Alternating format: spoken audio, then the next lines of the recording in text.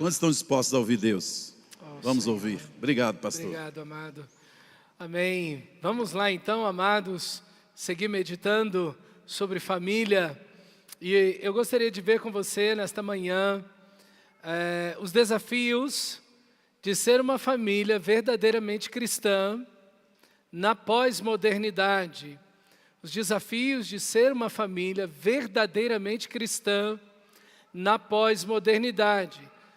Os desafios das famílias, eles são comuns a praticamente todas as famílias. Todas as famílias vão ter dificuldades, por exemplo, com a questão do diálogo, do respeito, do compromisso. Enfim, você não precisa ser um cristão e ter uma família verdadeiramente cristã para ter problemas dentro da família ou desafios que você vai enfrentar. É o que você vai enfrentar simplesmente por juntar um monte de gente dentro de uma casa, né? Então, esse negócio não escapa. Então, todos nós vamos ter essas dificuldades. Mas, falando da questão da identidade, é uma coisa que nós estamos tendo que fazer de algumas décadas para cá. Antes disso, não havia uma necessidade de você fazer esse tipo de análise ou de parar para pensar, meu Deus, o que é uma família de verdade? Enfim, não havia uma necessidade como essa. Nós estamos vivendo num mundo bem complexo e isso demanda da gente parar e pensar sobre família.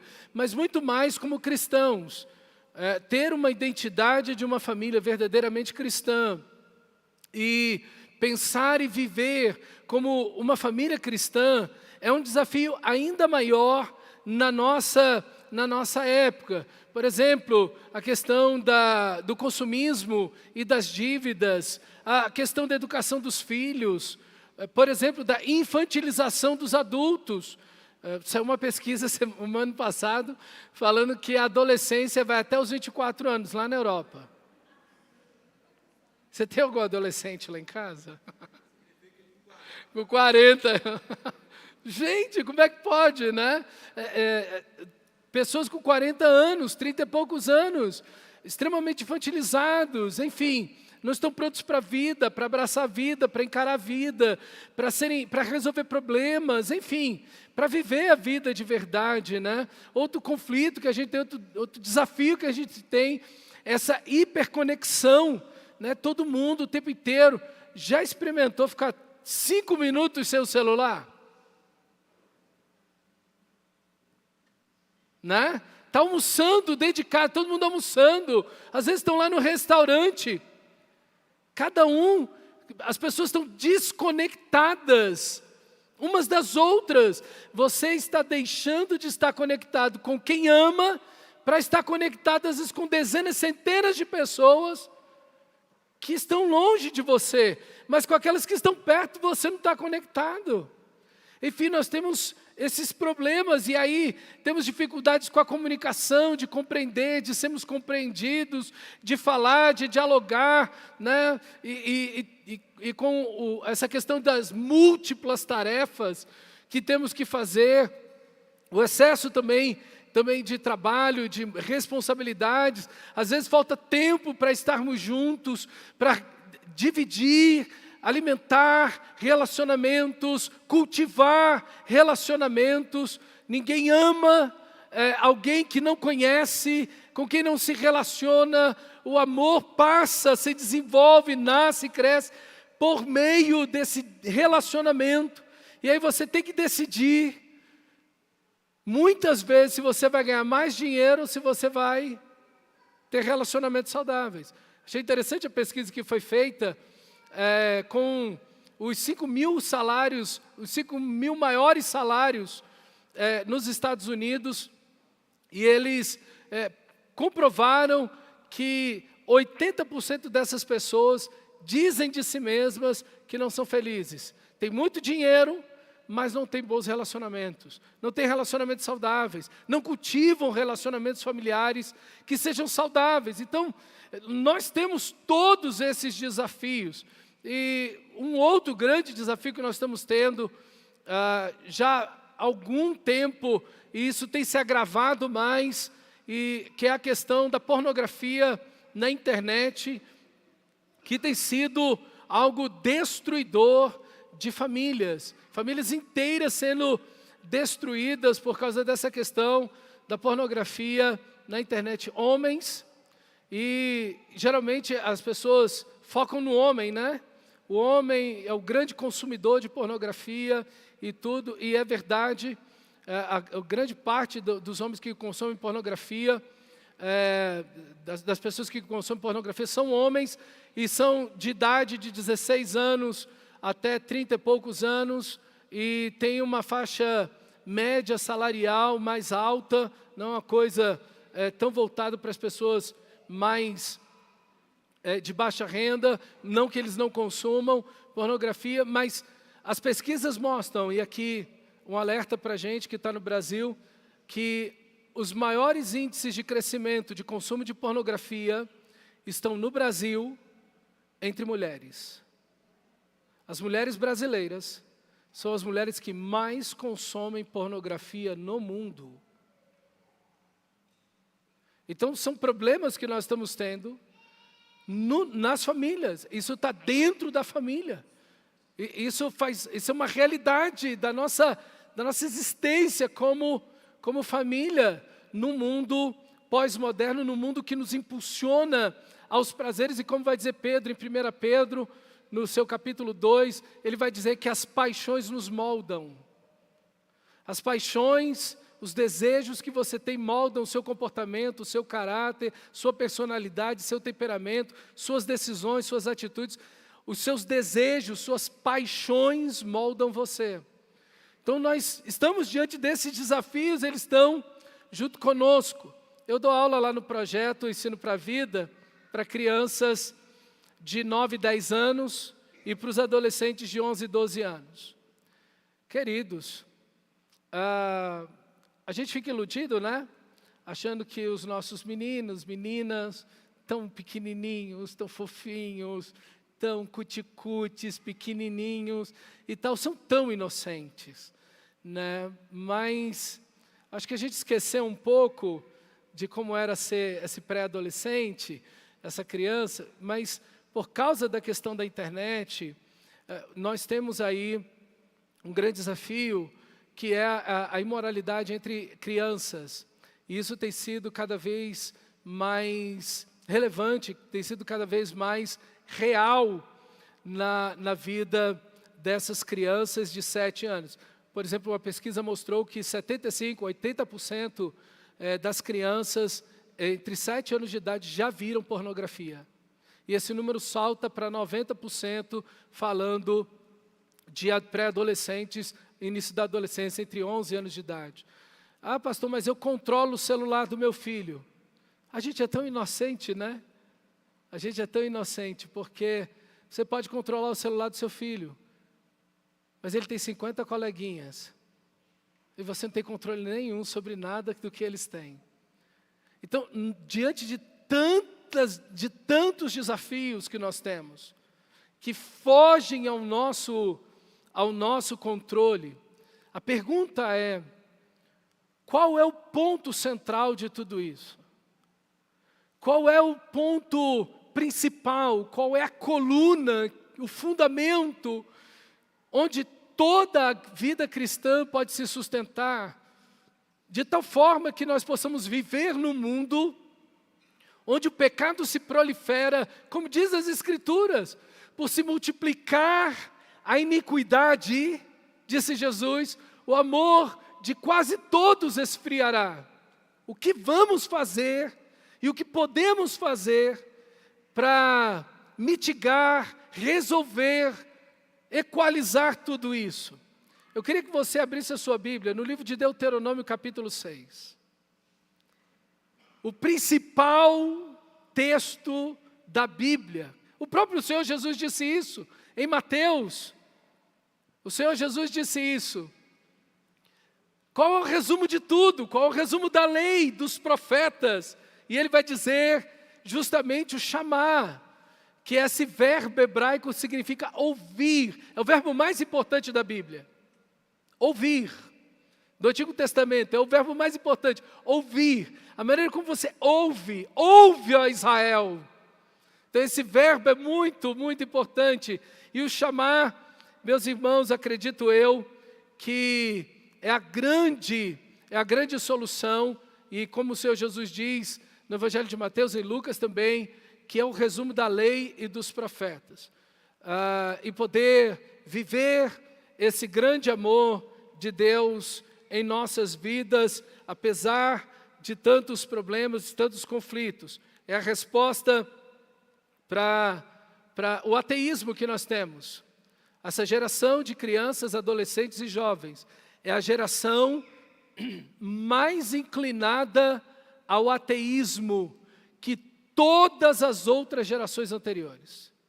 O ateísmo cresce como nunca cresceu em todas as outras gerações. E a idade do ateísmo qual é? Entre 17 e 23 anos de idade. Exatamente quando o menino está na faculdade. Final de ensino médio, início de faculdade. É quando alguém, geralmente é nessa idade, que alguém decide pelo ateísmo. E nós temos a fuga de 80% dos adolescentes, dos filhos de crente de dentro da igreja. Você tem uma ideia, dentro da igreja norte-americana, em torno de 5% dos jovens, dos adolescentes frequentam a igreja. Todo ano, 3.000 igrejas são abertas nos Estados Unidos, mas 4.000 fecham, todo ano. Todo ano. Nós temos uma geração inteira que não quer ir para a igreja. 5% vai, 95% dos jovens e adolescentes não vão para a igreja nos Estados Unidos. E infelizmente, irmão, isso não é um problema dos Estados Unidos, é um problema generalizado. E a maioria das igrejas que consegue juntar jovens e adolescentes é simplesmente por um motivo: festa, entretenimento, diversão. Então, é um grande desafio para nós. Nós nunca tivemos tantos adolescentes no mundo como hoje. Os adolescentes são em quantidade como nunca tivemos no mundo, em nenhuma geração para trás. E nós temos o desafio de alcançar uma nova geração para Cristo. E você precisa começar na sua casa. Você precisa começar na sua casa. Não adianta a gente alcançar os adolescentes dessa cidade, se nós não alcançamos os adolescentes da nossa própria casa. Precisamos pensar nos adolescentes da nossa comunidade, mas nós precisamos pensar nos adolescentes e crianças da nossa casa. Nós precisamos alcançá-los para Cristo Jesus. E eu quero dizer para você, eu sou a 6ª geração de cristãos na minha família. Meu avô era pastor presbiteriano. Mas isso não significava que filho de peixe, peixinho é. Eu estava na igreja, eu estava perdido. Cristo me encontrou quando eu tinha 15 anos de idade. Mas até então eu estava perdido. Eu conhecia os cânticos, eu conhecia as histórias. Tinha culto familiar, a gente dormia, mas tinha culto familiar. Enfim, a gente sabia de toda aquela estrutura, daquela rotina. Mas eu estava perdido. Meus irmãos, os nossos filhos, nós precisamos de questionar a nós mesmos: estou salvo? Realmente estou salvo em Cristo? Paulo faz isso em suas cartas. Se é que de fato vocês estão em Cristo. Paulo questiona a igreja. Nós precisamos questionar a nossa fé, porque dentro do mundo, desse mundo religioso que nós temos no Brasil, e eu não sei se você reparou, no Brasil, todo mundo que morre está salvo. Não é verdade?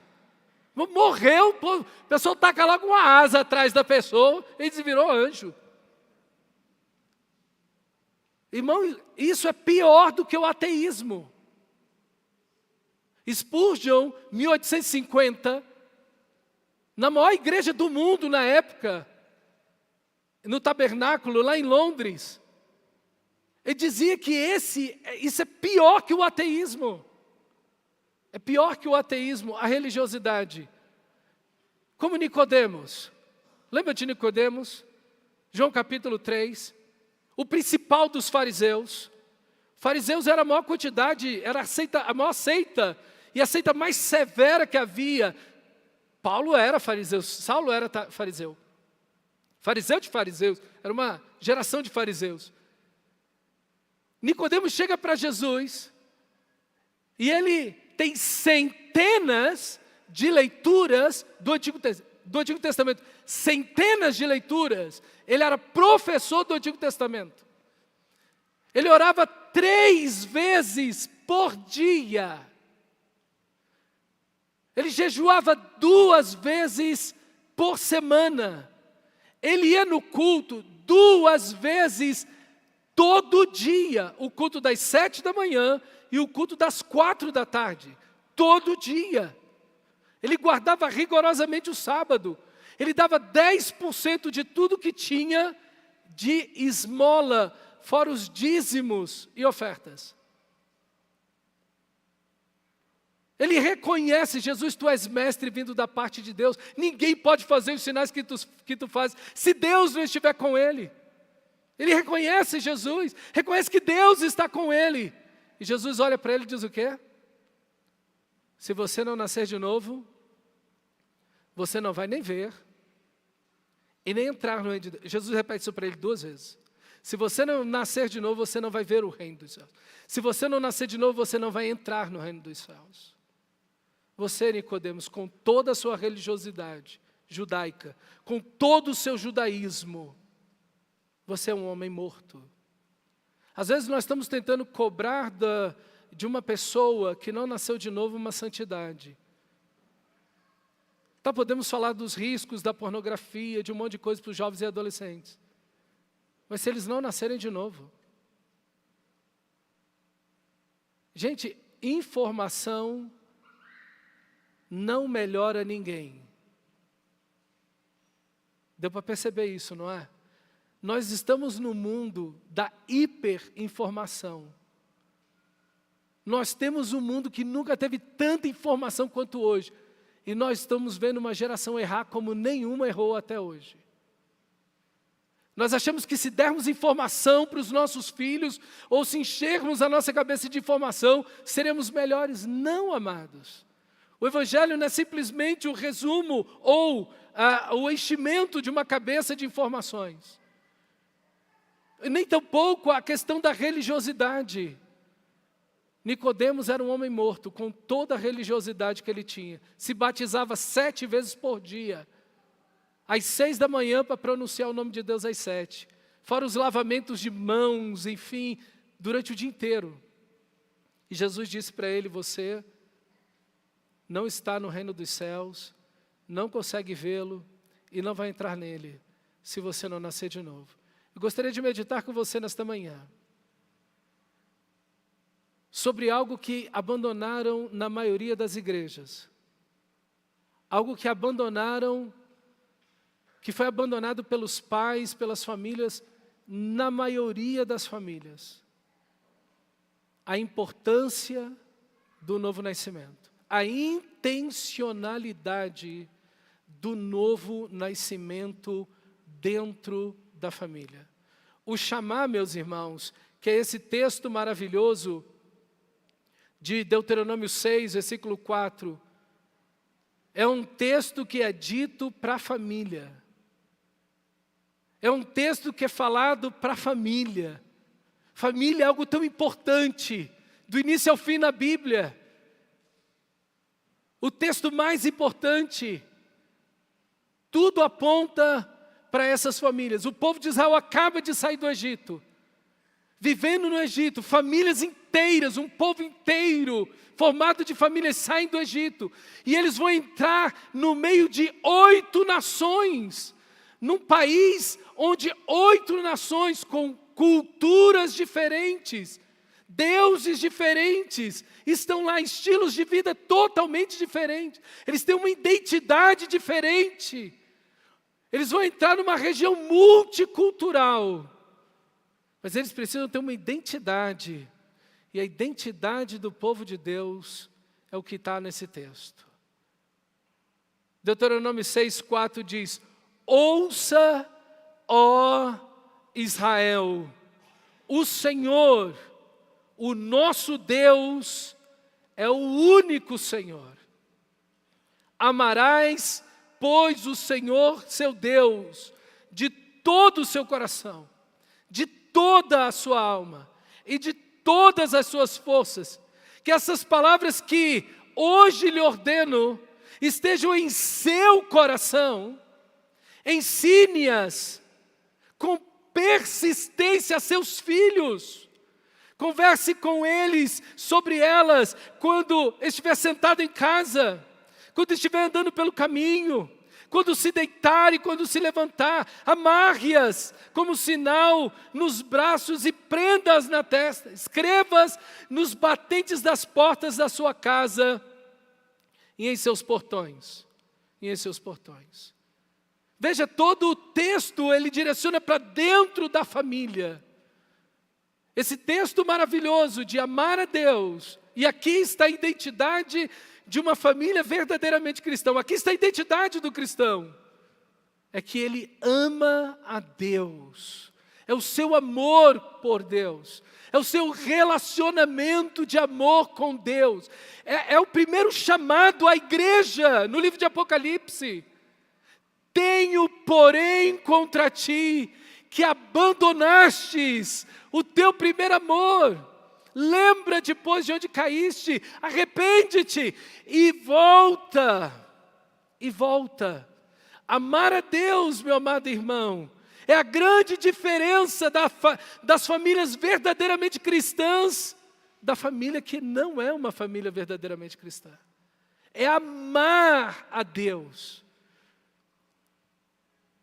Talvez o nosso grande erro seja impulsionar a nossa vida e, logicamente, a vida dos nossos filhos para o aspecto da religiosidade.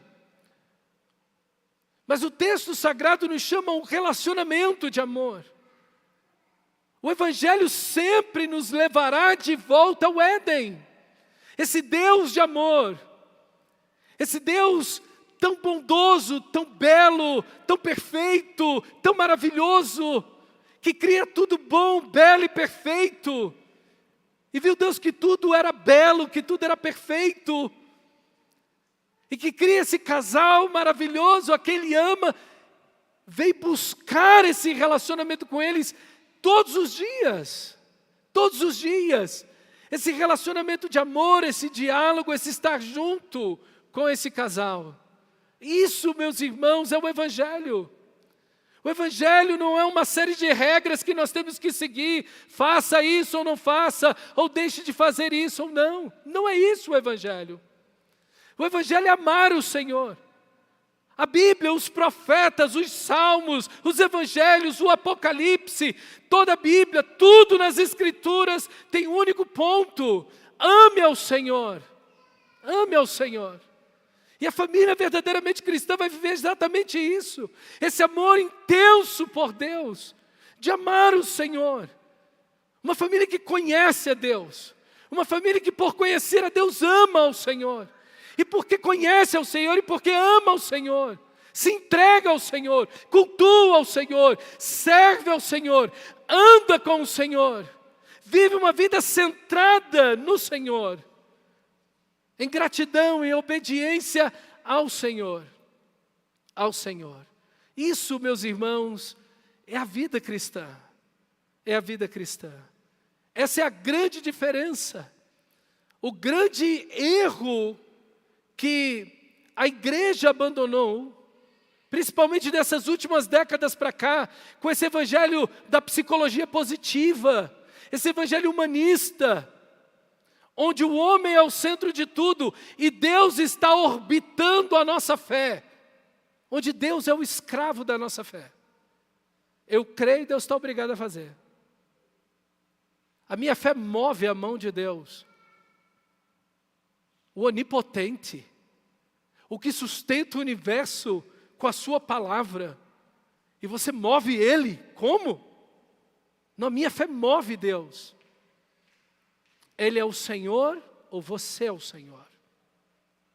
O Evangelho é esse relacionamento, meus irmãos, de amor, não de interesse por Deus. A oração do Pai Nosso começa dizendo: Pai Nosso que estás nos céus. Sabe, tem o pão nosso de cada dia, tem nos livre do mal, tem o venha o seu reino e seja feita a sua vontade. Mas o que Jesus está dizendo, que é o que nos leva à oração, o que nos leva à oração, a buscar a Deus, a presença de Deus, é esse relacionamento, essa palavra hebraica, Abba, que quer dizer aquela criança que está no colo do pai e que começa a balbuciar as primeiras sílabas de amor, de carinho, para falar o nome do pai, Abba, Abba. Isso é oração. Isso é oração. Oração é esse relacionamento íntimo, profundo com Deus, onde você não vai para pedir, você vai para estar com Ele. Por isso Jesus disse: olha, não fique repetindo aí uma reza, uma coisa repetitiva, porque Ele já sabe o que você precisa. Ele já sabe da sua necessidade. Antes que você peça, Ele já sabe de tudo. A vida cristã é um relacionamento de amor com Deus, irmão. E a gente precisa perguntar se estamos vivendo esse relacionamento. Porque o nosso texto, antes de entrar na família, ele vai dizer que, olha o versículo 6, que todas estas palavras que hoje te ordeno estejam no seu coração. O Evangelho não é uma roupagem, o Evangelho não é um make, uma maquiagem, uma fantasia, uma harmonização, não é uma coisa externa. O Evangelho, meus irmãos, é quando o meu coração muda. Acho linda essa expressão que aparece 3 vezes no livro de Ezequiel. Dar-vos-ei novo coração, tirarei o coração de pedra, darei um coração de carne, porém vós o meu espírito e farei com que vivais. Isso é o Evangelho.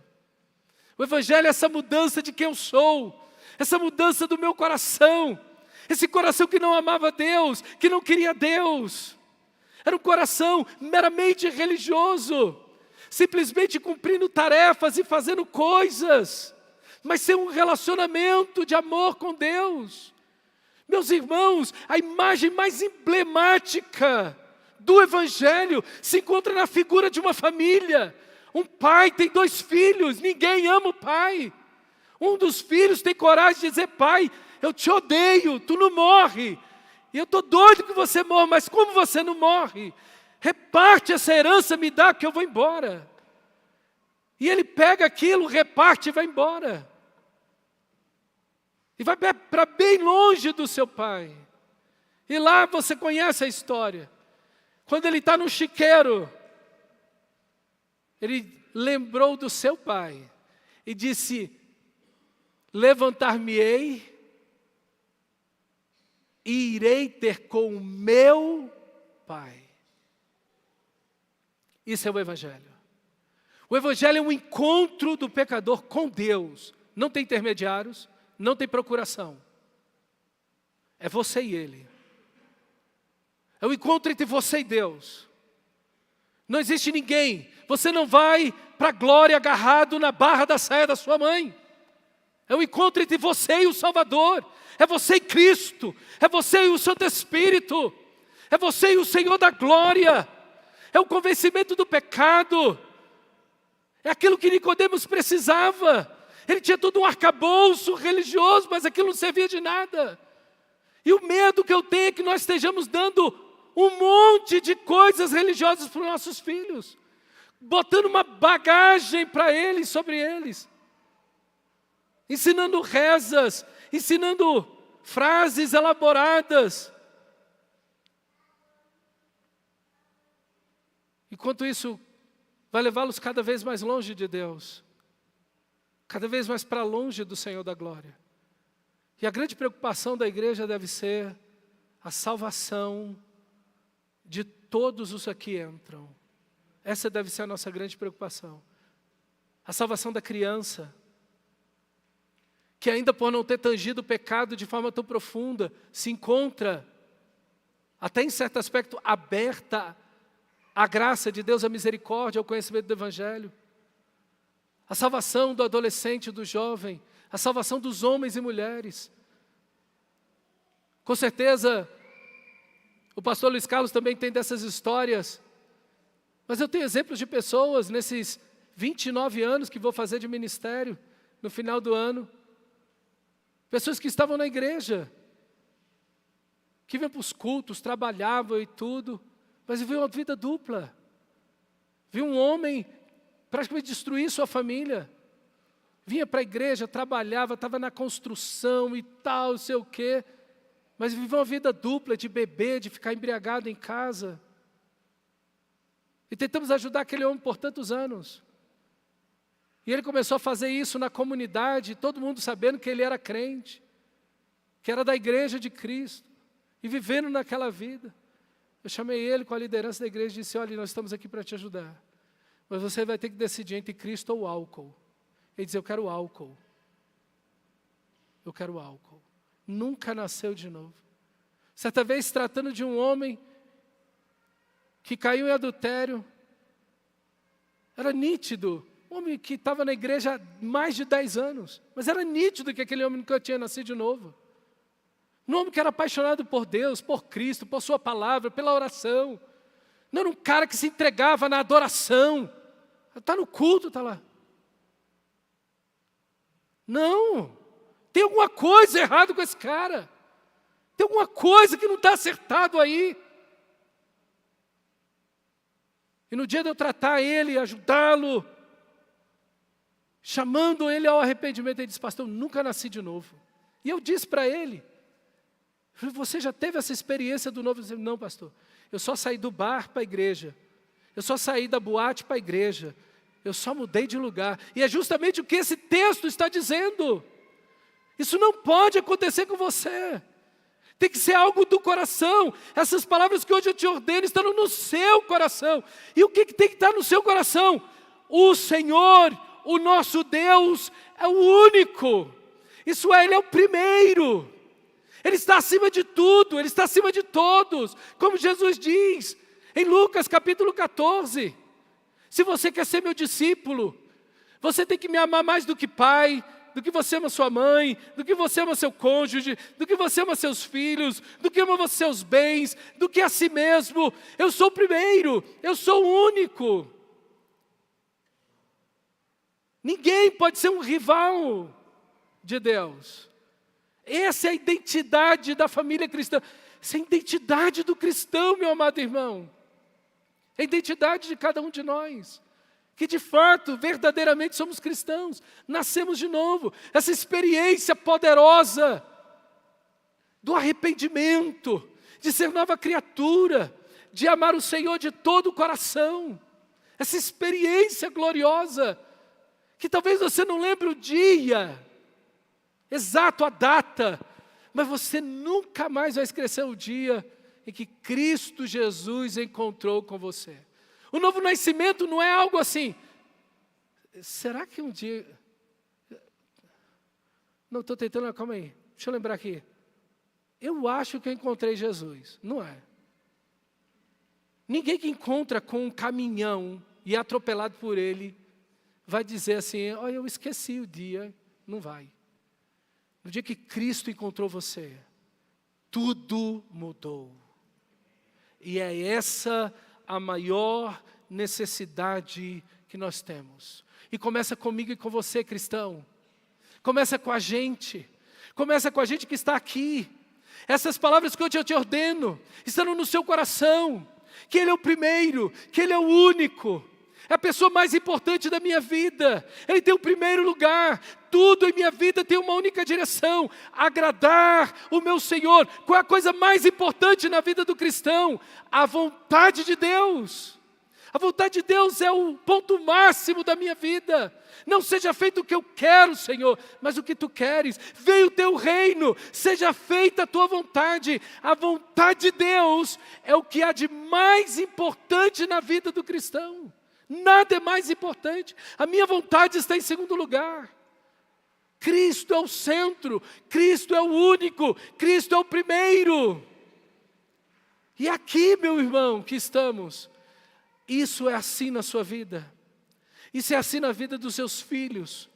É assim na nossa família. Porque eu quero dizer para você, como Jesus disse no Evangelho de Mateus, o que adianta o homem ganhar o mundo inteiro e perder a sua alma?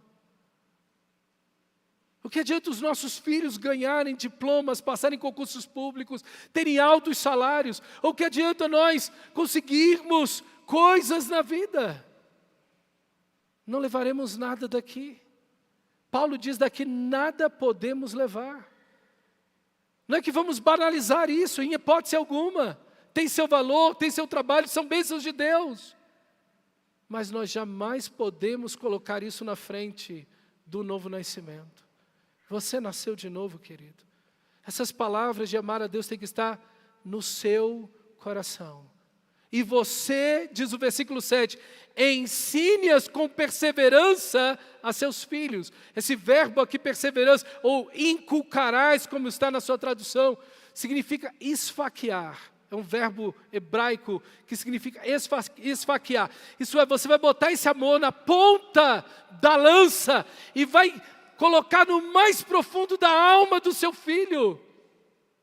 Veja, o Evangelho não é a transferência, não é a transmissão de ordenanças, de mandamentos, de traços religiosos. Não, o Evangelho é quando transmitimos uma paixão por Deus aos nossos filhos, à nossa família.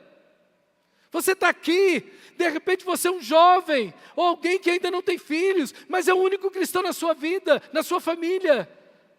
A sua família possa ver o quanto você ama a Cristo Jesus. Esse é o maior impacto que a sua família pode ter. Esse é o maior evangelismo que a sua família vai poder presenciar. É essa paixão que você tem por Deus em oração, pela palavra, pela vontade de Deus, tendo uma vida transformada, parecendo mais com Cristo Jesus, no seu caráter, no seu temperamento, na sua personalidade, no seu comportamento. É ter essa vida cheia do Espírito Santo, cheia do Espírito Santo, porque esse é o projeto de Deus, esculpir em você a imagem de Cristo Jesus. Esse é o ponto. O Espírito Santo não está em sua vida para fazer outra coisa. Ele tem um único propósito. Tudo que Ele fizer tem uma única direção, um único caminho. Transformar você à imagem de Jesus. Tudo. Se são bênçãos, se são correções, se são dons, experiências, tudo tem uma única direção, tem um único objeto, a imagem de Cristo Jesus. É esse o propósito, e isso que acontece com você, você vai transmitir aos seus filhos, você vai transmitir à sua família. O que você transmite? Uma paixão. Provavelmente você tem um time de futebol para quem você torce. Talvez não é o melhor. Talvez você esteja na 2ª divisão, ou na 3ª. O que faremos, né? Calma, gente, calma. Seu filho torce para o mesmo time?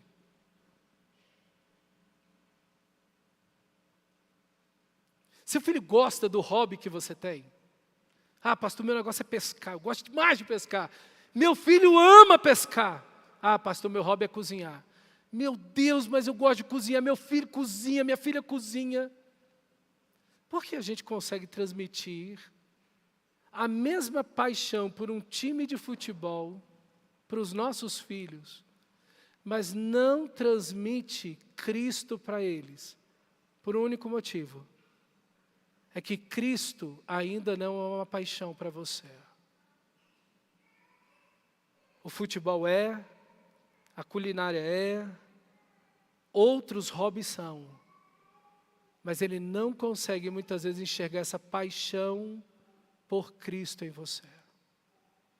E a coisa mais importante que ele vai precisar ver na vida dele é ver que você ama a Cristo de todo o seu coração. Que a sua família olhe e diga, olha, eu até não concordo, eu até acho que a gente tem diferenças, mas uma coisa eu sei. Essa pessoa que é da minha família ama de verdade a Cristo. A partir do momento que Deus entrou na vida dela, ama a Cristo de todo o coração. Irmão, isso é o motor, é a força, é o poder da vida cristã. O fruto do Espírito é amor. Esse amor de Deus derramado em nossos corações, como diz Romanos 5,5. Esse amor que vivemos por Deus, que Ele tem por nós. Esse amor que nutrimos por Ele e que se dissemina para a nossa família. É esse amor, essa paixão, esse calor, esse coração que arde, essa empolgação maravilhosa por Cristo Jesus, pelo culto, pelo serviço a Deus, pela palavra, pela oração, pela adoração. É aquilo que ultrapassa simplesmente o ambiente do culto, a cada domingo ou durante a semana, mas é aquele dia a dia, é aquele relacionamento com Deus no dia a dia. Enquanto você está andando, veja, uma paixão se vive assim. Você conversa com elas, com essas crianças, com a sua família, enquanto estiver sentado em casa, enquanto estiver andando pelo caminho, quando deitar e quando levantar. Uma paixão é o que a gente vive, é algo intenso, nós não esquecemos. O pessoal faz até a loucura de tatuar o time, o símbolo do time no corpo. Alguém que tem uma paixão, fala, vive, respira, conversa, pensa. E Cristo precisa ser o grande amor da minha vida e da sua vida. E é isso que vai transformar a nossa família. Esse é o motor da vida cristã. Pastor, nós queremos um avivamento. Você quer um avivamento na sua vida? Ame a Deus. Ame ao Senhor. Avivamento é isso. É quando o seu coração queima por Deus. É quando o seu coração arde por Deus. Quando sua mente pensa nele, você acorda orando, você ora nas transições do dia, entrou no carro, você vai orar, os meninos estão indo para a escola, você está ali conversando sobre Cristo, falando do amor de Deus, trazendo uma palavra para os seus filhos, coloca uma música de adoração, de louvor, a mãezinha está em casa cozinhando, tem uma mensagem sendo ouvida, tem um texto sendo lido, tem uma música sendo cantada. Isso é paixão. Essa criança vai ver Cristo onde ela estiver. Por onde ela se virar, Cristo está ali na vida do seu pai e da sua mãe. Sua família está vendo Cristo em você. A cada dia, a cada momento, a todo instante, Cristo está ali. Meu amado irmão, isso é o Evangelho. Não tem outro jeito de vencermos a pós-modernidade, a cultura, as pressões, as dificuldades. Se não for uma paixão profunda, intensa, constante, decisiva, definitiva, de amor a Deus. É isso que precisamos. É isso que vai mudar a nossa vida e a nossa família. Deus quer isso para você. Deus quer isso para a sua família. Não adianta a gente ficar falando de santidade para os nossos filhos, se eles não nasceram de novo. Eles precisam nascer de novo. Você está tentando impor conceitos cristãos a alguém que não é cristão de verdade. A mesma coisa que você ir para um cemitério e dizer assim, vamos formar um time aqui. Ficou só. Ninguém ali vai formar um time com você. Enquanto você não nascer de novo, você não vê e nem entra no reino dos céus. Meu amado irmão, você precisa olhar para você e ver, Senhor, será que eu nasci de novo? Ou eu estou vivendo um arcabouço? Ou eu tenho simplesmente uma bagagem religiosa que me cerca, que eu recebi, que eu herdei? Porque eu venho à igreja, porque eu estou aqui. Tem que ser mais do que simplesmente um ambiente legal. Tem que ser a nova vida em Cristo, irmão. Mark Dever disse o seguinte, que as falsas conversões são o suicídio da igreja. As falsas conversões são o suicídio da igreja. Foi assim que a igreja na Europa morreu. Grande parte da Europa, da igreja da Europa morreu. Por quê? Porque as pessoas entraram no nominalismo. No nominalismo. Eu tiro pela minha família, irmãos. Eu tiro pela minha família. Quando Deus me salvou, eu tinha 15 anos. Um ano depois, mais ou menos, eu estou orando, fazendo o meu devocional. E é maravilhoso quando é conversão, né? Você é adolescente, 15 anos. Tem hormônio saindo para todo lado do seu corpo. Você é um hormônio andante. A mulherada está lá. As nights estão lá. A coisa está pegando fogo. Todo mundo te chama. Os amigos, os colegas vão invadir festa, vamos tocar o horror. Quem segura uma criatura dessa? Você me diz quem segura, né? Eu só fui ter pastor 6 meses depois, Jesus Cristo. Eu só fui para a igreja 6 meses depois. Mas uma coisa eu sabia.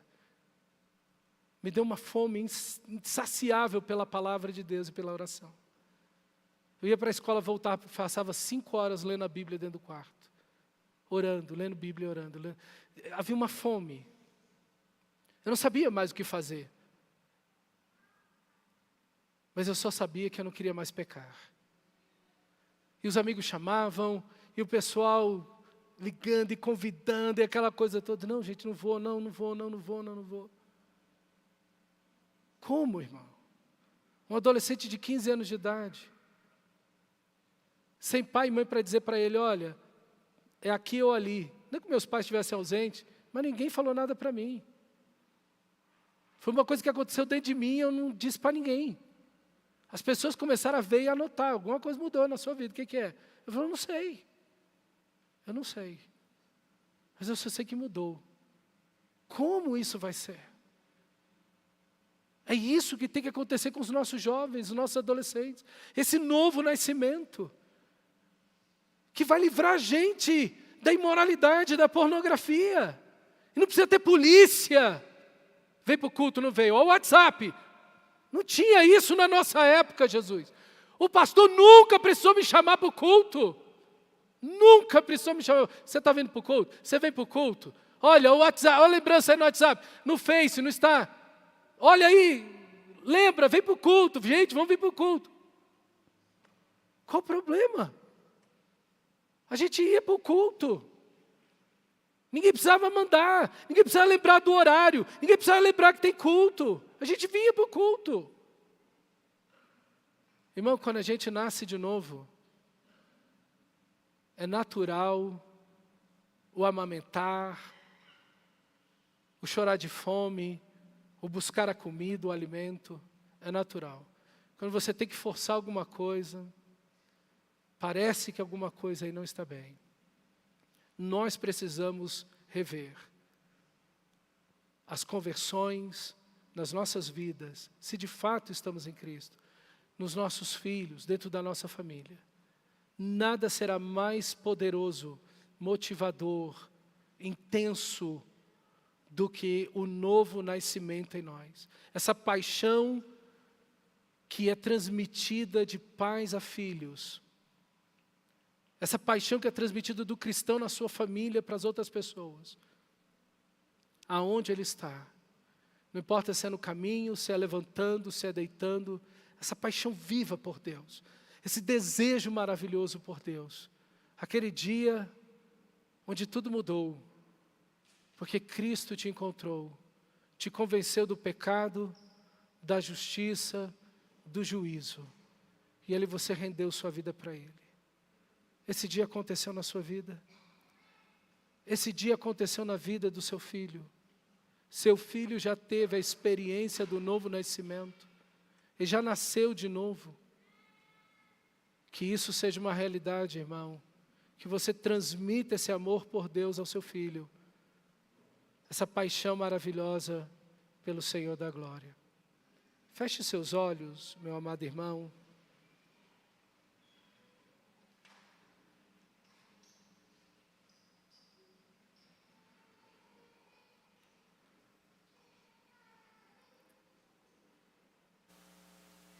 Pergunte para você nesse momento: eu nasci de novo? Eu tive esse encontro, Cristo me encontrou de verdade? Eu sou uma nova pessoa, eu tenho um novo coração. Isso é real em mim? Meu coração foi quebrado, arrependido, contrito.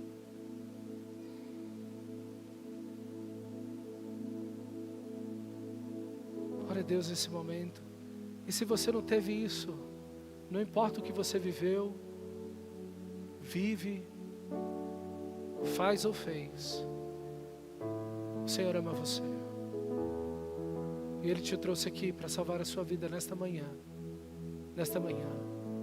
Talvez você esteja perdido como eu estive tantos anos na igreja. Enganado, iludido e perdido. Mas Cristo salvou minha vida. E é o mesmo bom Senhor que vai salvar a sua. O que você tem que fazer? Chamar por Ele. Dizer: Senhor, eu estou aqui. Me salva, Senhor. Me salva. Eu entendo a minha queda, o meu desvio, a minha morte. Mas eu quero que nesta manhã o Senhor me encontre no seu grande amor.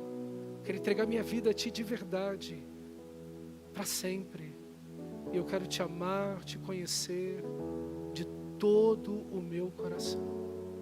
Abra o seu coração para Ele, porque Ele não abriu mão de você. Ele não abriu mão de você. Ele não desistiu de você. Ele quer salvar você. Hoje, agora, porque Ele te ama.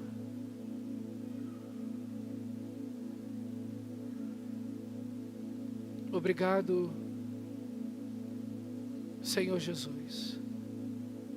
Tão doce, tão bondoso, tão maravilhoso és Tu, Senhor. Obrigado por tudo que o Senhor é. Aquela cruz era minha, Senhor. Eu que deveria estar naquela cruz para toda a eternidade, vivendo aquele inferno. Aquela morte era minha, aquela dor era minha, aquelas maldições eram minhas, aquele inferno era meu. Mas o Senhor estava naquela cruz por mim, sofrendo o que eu deveria eternamente sofrer, pagando o que eu deveria pagar. Obrigado pelo Teu grande amor, Senhor, por cada um que está aqui. Obrigado porque o Senhor tem propósitos eternos na vida de cada um de nós e em nossas famílias. E nós queremos, Senhor, Te pedir, nos leva, Senhor, a esses propósitos. Conduz-nos, Senhor, a esses propósitos. Leva-nos, Senhor, a viver segundo a Tua vontade. Faz nascer de novo nesta manhã, Senhor. Aquele que ainda não nasceu de novo, meu Deus, que seja hoje, ó Deus, um encontro transformador do Teu grande amor, para sempre, eternamente, Senhor.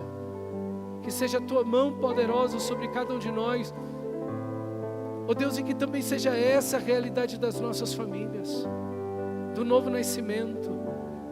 Ó Deus, que essa seja a nossa intenção como pais, esse objeto verdadeiro e real de ver os nossos filhos e apresentar essa paixão para eles, que é Cristo Jesus em nossas vidas. Leva-nos a isso, Senhor. Conduz-nos a isso. Faz-nos viver esse amor intenso. Se esse amor tem se apagado, tem se esfriado, se temos abandonado o primeiro amor, que hoje seja o dia que não simplesmente um emocionalismo, mas de fato a chama do amor, da paixão por Ti, ó Deus, reviverá em nossos corações, e Te amaremos e seguiremos Te amando, vivendo um avivamento em nossas vidas, que é amar o Senhor de todo o coração. Ajuda-nos, faz isso conosco. a apresentar os nossos filhos essa paixão maravilhosa que é Cristo. Em nome de Jesus, meu Senhor. Em nome de Jesus. Que Deus te abençoe. Mais uma vez um prazer estar com vocês, uma alegria. Que o Senhor da glória abençoe a cada um de vocês. Em Cristo Jesus.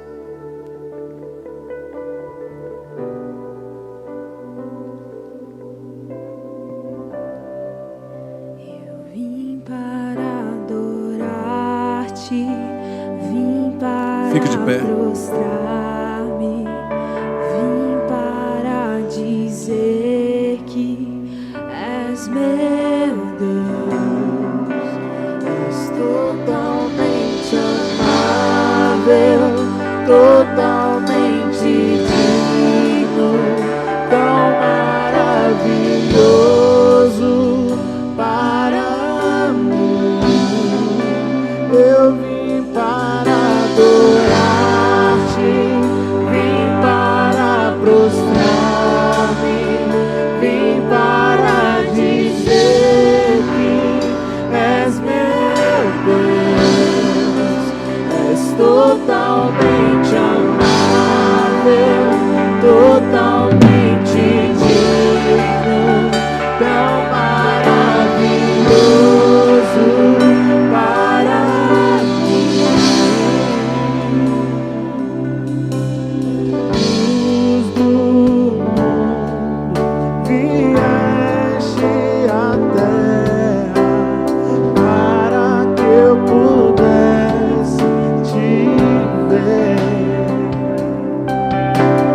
Tua beleza me leva a adorar-te. Quero contigo viver. Vim para adorar-te, vim para prostrar-me, vim para dizer que és meu Deus. És totalmente amável, totalmente digno, tão maravilhoso para mim.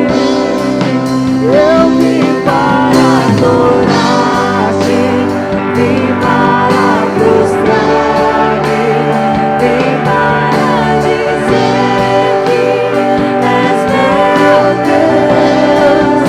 És totalmente amável, totalmente digno, tão maravilhoso para mim. Eu nunca Vamos ler 1 Coríntios capítulo 11, verso 23. Porque eu recebi do Senhor o que também vos entreguei, que o Senhor Jesus, na noite em que foi traído, tomou o pão e, tendo dado graças, o partiu e disse: isto é o meu corpo, que é dado por vós. Fazei isto em memória de mim. Por semelhante modo, depois de haver ceado, tomou também o cálice, dizendo: este cálice é a nova aliança no meu sangue. Fazei isso todas as vezes que o beberdes, em memória de mim. Porque todas as vezes que comerdes este pão e beberdes o cálice, anunciais a morte do Senhor até que Ele venha. A linguagem, a mensagem diz: todas as vezes que nós comemos, nós revivemos em atos e em palavra a morte do nosso Senhor Jesus Cristo.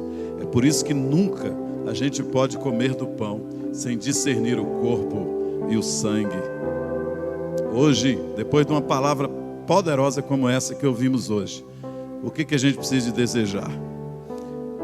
Precisamos de desejar o que viveu Noé, porque a Bíblia diz que Noé e toda a sua família entrou na arca. Toda a sua família. Nós queremos que toda a nossa família, amém?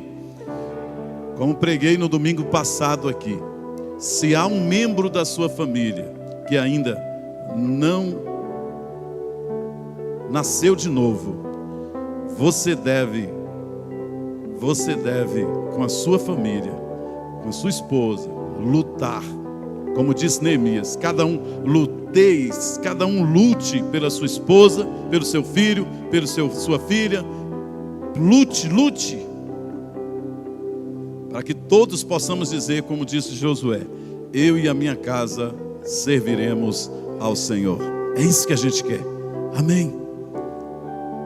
Há pessoas que estão aqui hoje que gostariam que seus filhos estivessem aqui agora na ceia do Senhor. Bem-aventurado é aqueles que os têm. Mas nós vamos distribuir o cálice e o pão, e você vai comer com essa perspectiva: eu e a minha casa serviremos ao Senhor. Amém. Quando Moisés foi ter com o faraó e dizendo: olha, eu e a minha casa, as nossas famílias devem adorar no deserto. O faraó estrategicamente disse: não, pode ir os homens, mas as crianças, as mulheres não. Esta é a proposta de Satanás para esses dias. Mas não aceite menos do que: eu e a minha casa serviremos ao Senhor. Moisés saiu daquela audiência, irmãos, dizendo: não abrimos mão de que toda a família esteja rendida aos pés do Senhor, de que toda a família esteja adorando ao Eterno. Que essa seja a nossa convicção hoje à noite. Amém? É a sua convicção? Pode vir pegar o pão. Vem aqui, vem à frente. Em nome de Jesus, pegue o pão, pegue o cálice e nós vamos cear ao Senhor. Volte para o seu lugar, nós vamos orar, consagrar esse pão e vamos comer. Povo de Deus, vem! O preço dos meus pecados na cruz, eu nunca saberei o preço dos meus pecados na cruz, eu nunca saberei o preço dos meus pecados na cruz, eu nunca saberei o preço dos meus pecados na cruz, eu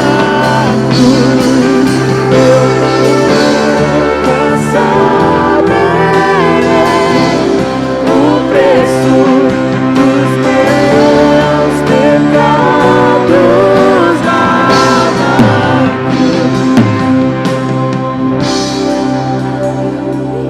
Nós estamos aprendendo desde a pandemia a utilizar esse cálice, esse pão. Se você não sabe ainda, você coloca ele assim de cabeça para baixo e você abre, porque aí o pão não cai, tá bom?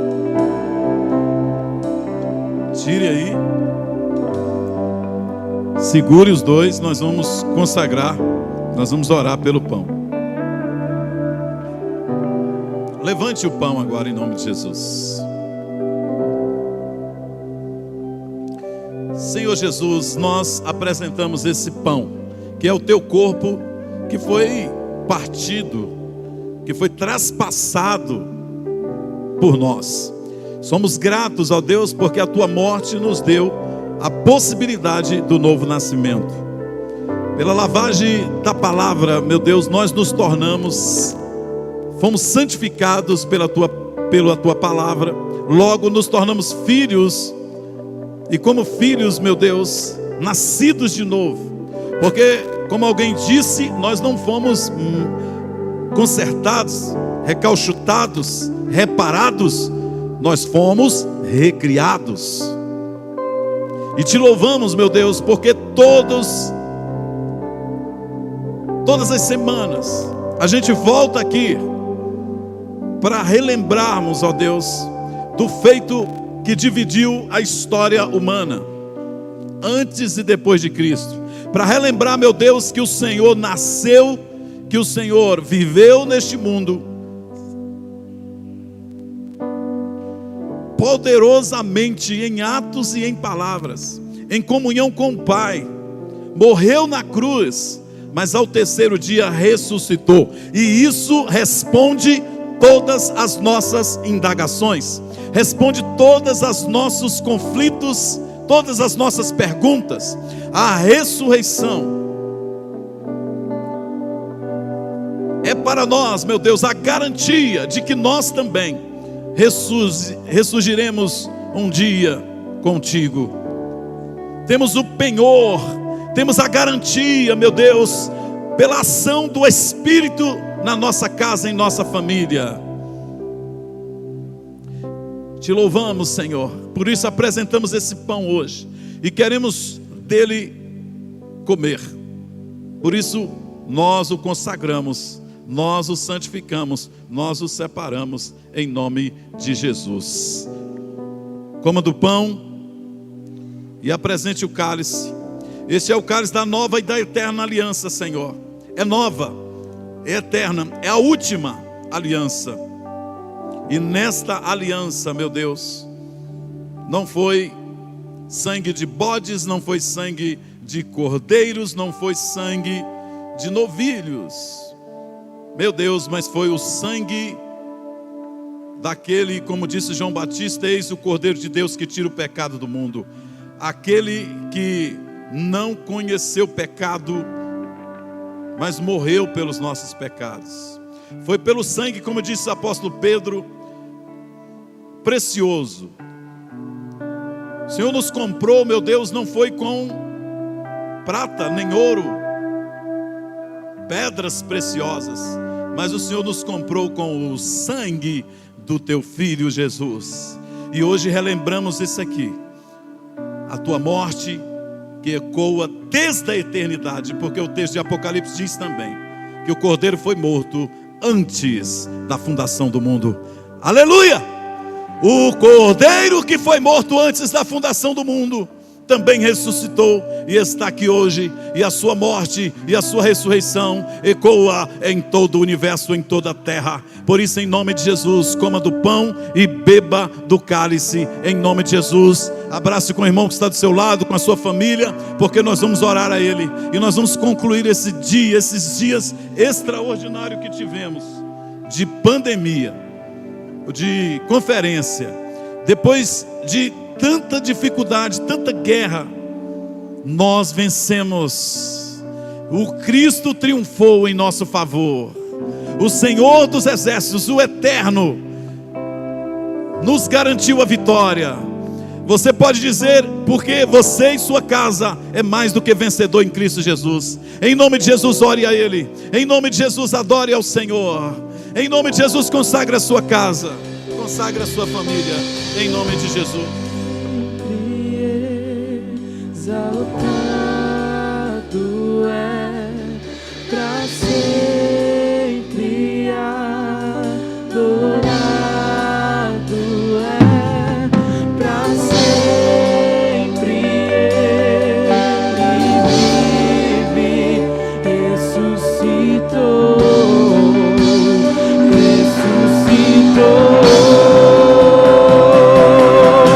pra sempre exaltado é, pra sempre adorado é, pra sempre ele vive, ressuscitou.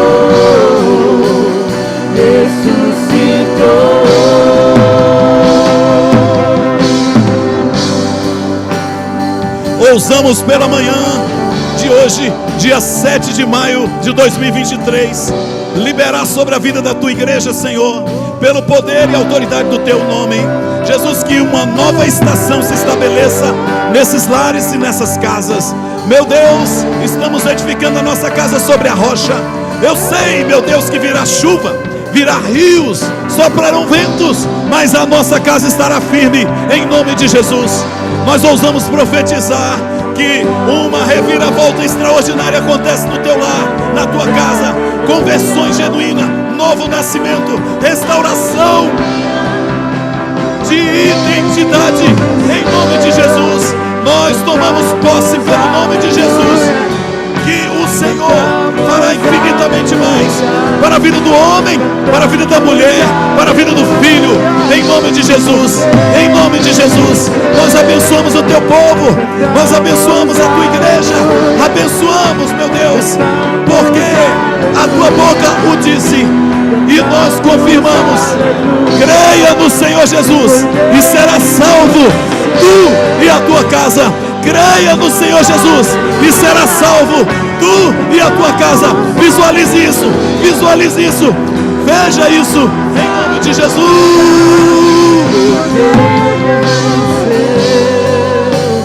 Cantamos aleluia, cantamos aleluia.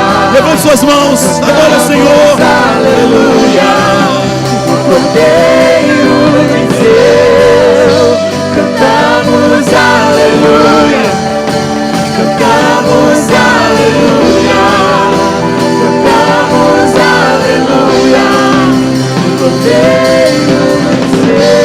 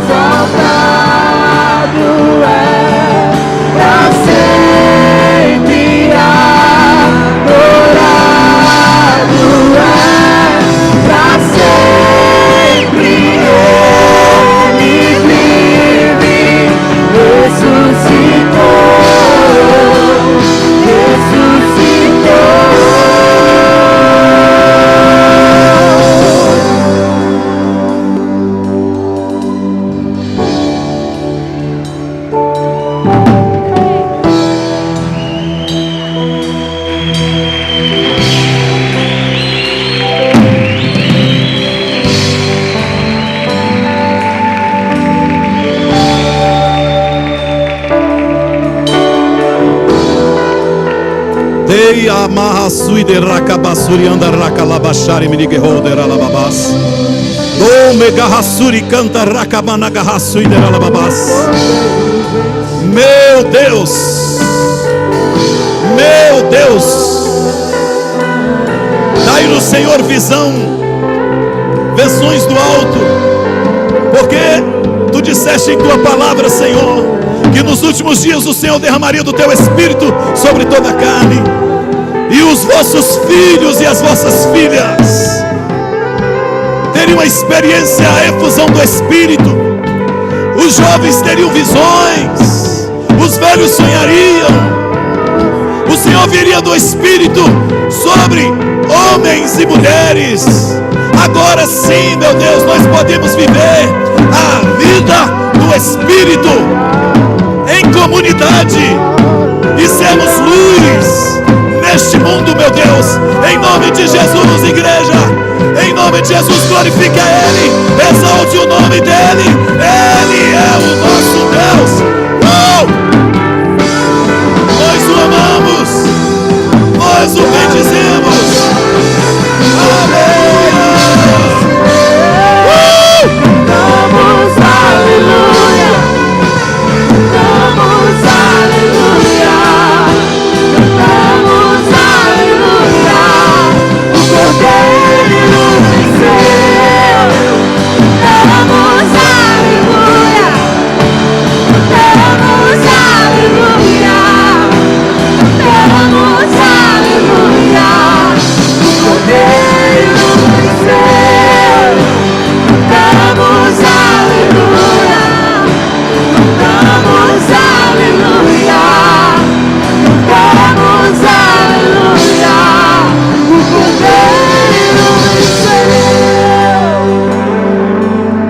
você aplauda o Senhor, eu queria que todos os pastores viessem aqui à frente, em nome de Jesus. Corram aqui, pastores. Eu fiz alguns agradecimentos agora há pouco e queria estender esses agradecimentos a todos vocês que vieram aqui. Agradecer aí a equipe, o time do Daniel. As imagens estão belíssimas. Ontem eu vi as imagens aqui de ontem e de hoje. Vai estar disponível daqui a pouco aí também no YouTube. Eu queria que você depois desse um abraço em todos esses irmãos que vocês estão vendo trabalhar, fazer, acontecer. O pastor ontem deu um elogio aqui que me deixou lisonjeado. Ele disse que foi muito bem recebido. Ele disse que teve a impressão que tudo aqui funciona muito bem. É claro que ele não viu os bastidores, né? Mas a gente quer isso. Nós temos uma palavra profética na nossa vida. Somos a igreja mais calorosa e aconchegante de toda a terra, amém? E isso vai ficar claro agora, quando nós formos ter comunhão. Pastores, obrigado, esse aqui é o nosso time. Obrigado, aplaudo o Senhor pela vida deles.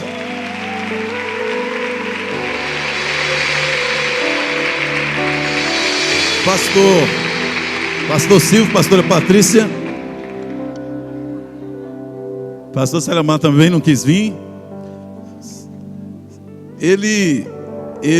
O pastor Silvio com certeza está por aí trabalhando, ele não para, está lá embaixo. Mas enfim, todos nós temos ministros, vários ministros que trabalharam, e eu não posso citar o nome deles aqui, mas foi show demais, foi lindo demais, foi tremendo. Só que isso é só o começo, amém? Nós sabemos que a igreja não é um ponto de chegada, é um ponto de partida. Então a conferência não é um ponto de chegada, é um ponto de partida, porque o novo de Deus começou aqui agora em nossa vida, amém? Em nossas famílias, famílias que têm identidade. E durante todo o mês de maio estaremos falando aqui uma série de mensagens sobre o tema identidade. Comecei semana passada falando sobre como resgatar e cuidar da sua casa, da sua família. Semana que vem eu vou terminar a mensagem. Hoje à noite nós temos culto apenas no Riacho Fundo 1, tá bom? As demais igrejas nossas não teremos reunião, infelizmente, irmãos. Faça assim, ó. Tá vendo aí? Então vamos fazer, né, gente? Faça assim com a sua mãozinha, obrigado. Pastora Sônia não falou nada até aqui, né? Quem sentiu saudade dela aqui? Falta. Então ela vai abençoar vocês. Beijo no coração. Fala amém. Amém. Para todas as promessas de Deus nós temos o sim e o amém. Amém? E Deus tem promessas com as nossas famílias. Crê no Senhor Jesus, será salvo tu e a tua casa. Essa é a promessa de Deus para a família. E nós cremos que algo novo aconteceu, algo novo. Deus está renovando, porque as misericórdias do Senhor não têm fim e se renovam a cada manhã. Então ela se renovou hoje, vai se renovar amanhã, depois e depois. Enquanto houver vida, as misericórdias do Senhor estarão sendo renovadas sobre a nossa vida e nossa família. Pai, nós queremos te agradecer, ó Deus, por ter este mover, por todas as palavras que foram ministradas aqui. Deus, nós sabemos que é do teu coração para o nosso coração. E nós queremos fazer como Maria, guardar cada uma dessas palavras, ó Pai, em nosso coração. E aguardamos também, porque não queremos pecar contra ti, Senhor. E nós queremos esconder essa palavra em nosso coração, a fim de que nós sejamos luz, ó Pai, para este mundo, a fim de que sejamos sal da terra e que as demais pessoas possam ver a nossa casa, o nosso casamento, a nossa família, os nossos jovens, as nossas crianças, ó Deus, cheias de Ti, cheias da Tua glória, cheias da Tua luz, a fim de que nós venhamos influenciar, ó Deus amado, esta nação, esta terra e a toda a terra, até que toda a terra seja cheia da Tua glória, como as águas cobrem o mar. Muito obrigada, Pai, por cada vida aqui, em nome de Jesus. Amém? Deus abençoe.